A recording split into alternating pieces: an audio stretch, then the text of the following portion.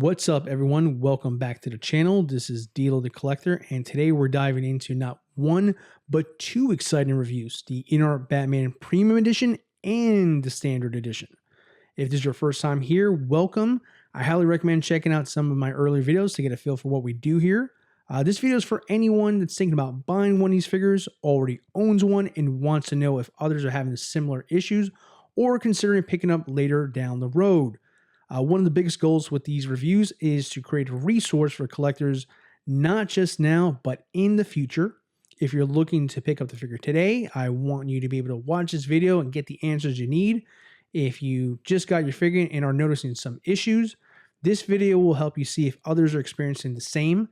And if you're considering buying this figure years from now, I want this video to still provide helpful information, such as, is it worth it? What should you look for? My hope is that these videos stand the test of time and remain a valuable guide for collectors for years to come. Now, this video isn't just about what I like or what I don't like. We'll talk about that more.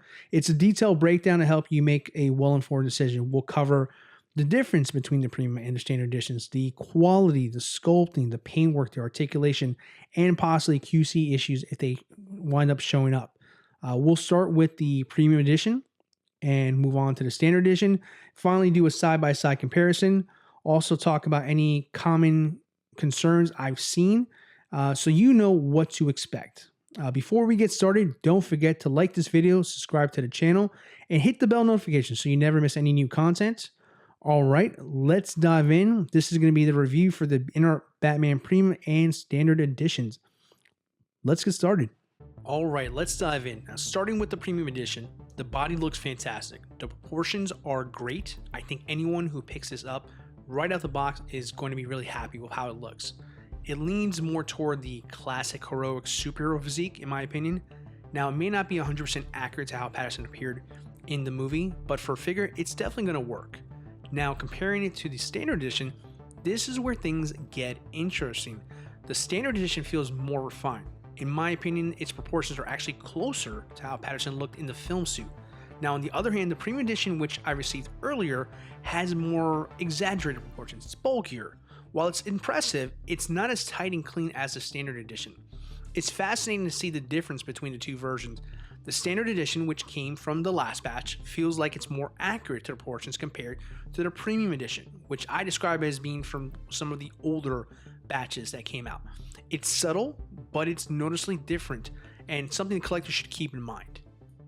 All right, now let's get into the more specific details about this figure. Starting with the body itself, we've already talked about the proportions, which cater nicely to different collectors' preferences. So now let's focus on the accuracy.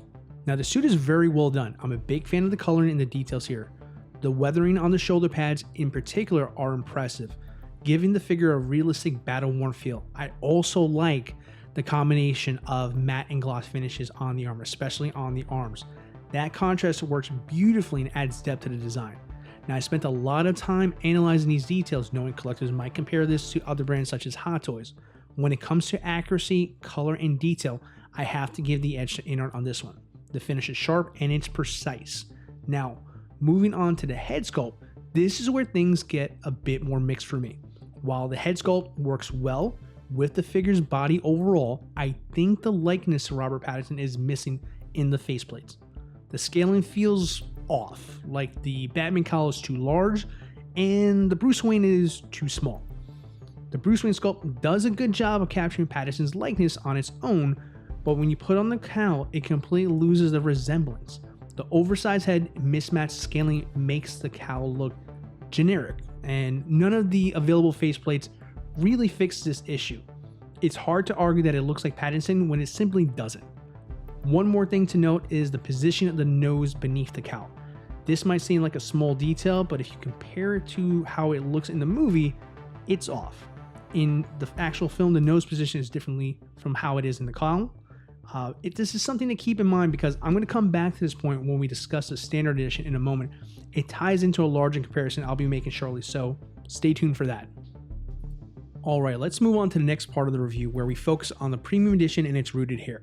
I'll break down the rooting process, how to maintain it, how to style it, and weigh in the pros and cons of rooted hair versus sculpted head sculpts. The rooting job on this figure is fairly straightforward, not overly complex, but designed in a very user-friendly way. That's actually a good thing, especially for collectors who might not have experience working with rooted hair.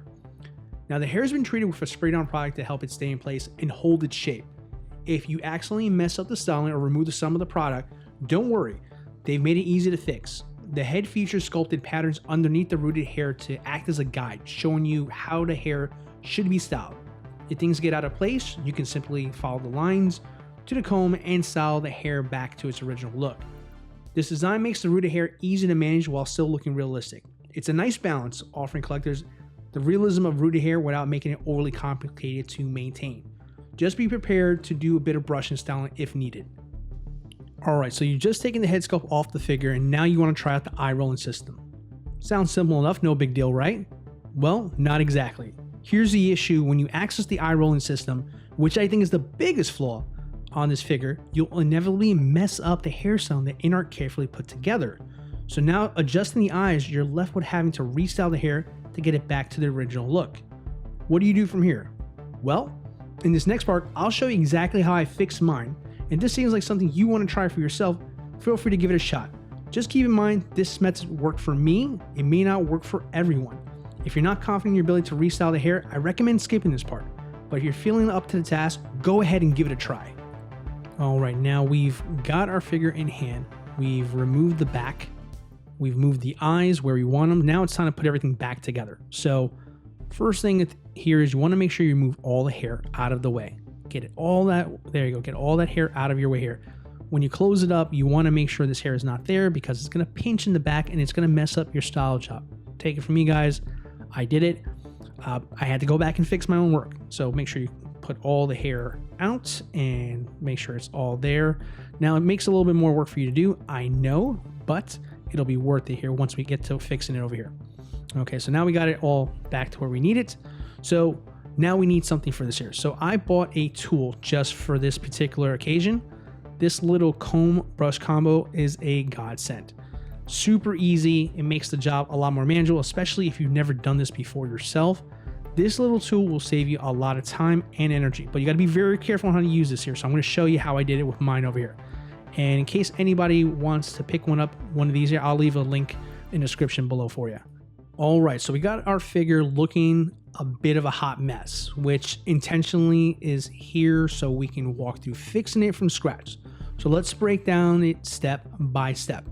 Now, step one, start slow. I first recommend starting with a light spray of water to tame the wild hair. This helps manage the mess without adding unnecessary product. When you begin combing, make sure you do it gently. Don't pull too hard so you can damage and disrupt the rooted hair. Remember, this is glued hair on a plastic head, not real hair. Handle it with care to avoid any yanking or loosening the roots. Step number two, comb with care. Use a comb to smooth down the hair, but be patient. Don't rush through this step. Once you've done the bulk of the taming, let the hair set and dry naturally for a bit. Step three, use a fine paintbrush for details.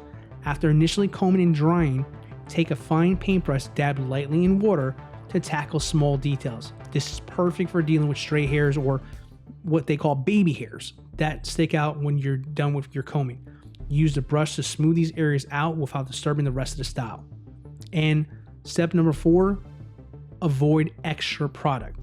Here's a key tip here. Try not to use any additional gel or product on the hair.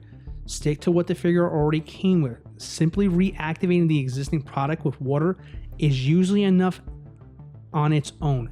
Adding new product can potentially react with the paint or finish, so it's best to avoid that risk. By following these steps, you should be able to restore the figure's hair to its original look without much trouble. Just take your time. Let each step settle before moving to the next, and you should be good to go. Alright, let's wrap things up by going over the key differences and the QC issues behind the premium and standard figures. These differences really stood out during the review, so I want to go over these right now. Now, the first one for me is the faceplate. First off, faceplates between the premium and the standard are awkwardly different. What I mean by that is that on the premium edition, the faceplates sit too low and the nose sticks out very awkwardly. The standard edition fixes the issue. Faceplates fit better, they sit flush, making it a little bit more clean and accurate to how Robert Pattinson looked in the movie. Now, the next one is skin tones. Now, the skin tones are also noticeably different between the two figures. The premium edition, in my opinion, is more lifelike in tone, that looks realistic, but the standard edition, while fixing other issues, has much paler complexion than I think really is warranted for the Batman. Batman may not be out in the sun much, this is true, but he's definitely not a vampire either. He is alive, after all. For this one over here, I would definitely have to give the edge to the premium edition in paint applications, specifically on the Batman Bruce Wayne head sculpts. All right, now next I want to talk about the body proportions. One of the biggest differences is the bodies between these two figures. To make it easier, I left a stock cape on the premium figure and I added a custom cape on the standard figure. Now, the premium edition figure has a much wider body, which feels too bulky for this version of Batman particularly. Now, on the other hand, we have the standard edition, which is more narrow and sleeker of a build, and it better matches what Robert Pattinson looked like in the film himself. All right, so the next thing I found here is probably more specific. I don't think probably everybody has this issue. I hope they don't, but what I noticed with the premium one, the head is too heavy for the neck. If you move the head too much, it might just slope down and just kind of go into his chest there without any kind of movement at all. It's very weak, very, very weak. It just would not stay up there. I would move it back.